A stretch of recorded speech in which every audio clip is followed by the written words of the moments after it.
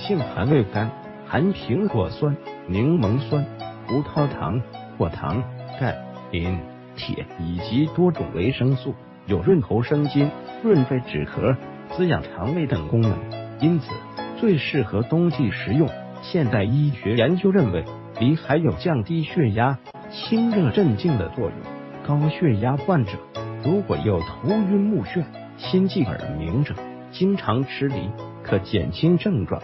梨含有丰富的糖分和维生素，有保肝和帮助消化的作用。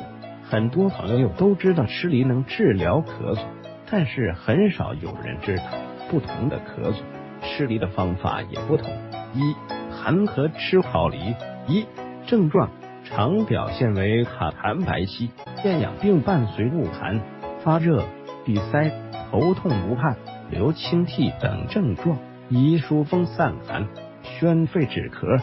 二、做法在炉火待烧尽上很红时，将梨放在炉上烤熟以后食之，可以止咳。二、热咳吃蒸梨。一、症状常表现为痰多粘稠、色黄难咳出、鼻塞、声音嘶哑、咽干口苦、胸痛胸闷、便秘等，宜清肺泻火，止咳化痰。二、做法将梨洗净，掏开一个小洞，塞进几块冰糖，用温火蒸，待梨烂糖化食用，止咳较快。三、虚咳吃煮梨。一、症状多见于久病及老人，体弱多病者卡痰白稀、气短、自汗、畏风、怕冷、面色苍白，宜止咳电喘，补肺益气。二、做法肺虚咳嗽，食煮梨为佳，将梨放在豆腐浆的锅里煮烂食用，止虚咳效果较好，抑制喘咳症。四、干咳喝梨汁。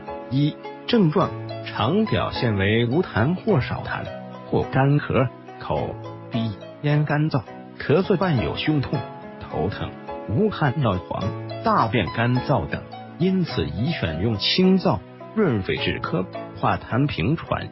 二、做法用梨榨汁，每天早晚喝1小茶杯，可起到生津止咳、润燥止咳的作用。五、饭后吃梨更健康。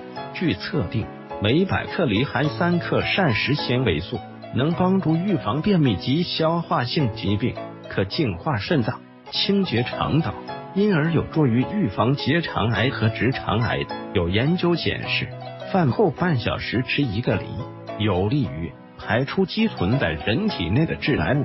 因此，在人们吃煎烤食品或快餐食品后，半小时吃1个梨，不失为一种值得推荐的健康饮食方式。六、吃梨有禁忌。一、梨性味寒凉，不宜多食，否则易伤脾胃，助阴湿，因此脾胃虚寒、消化不良、脘腹冷痛、脾虚便溏者应慎食。二、梨含果酸较多，胃酸多者不可多食。同样，果酸为酸性，不宜与碱性药同用，如氨茶碱、小苏打等。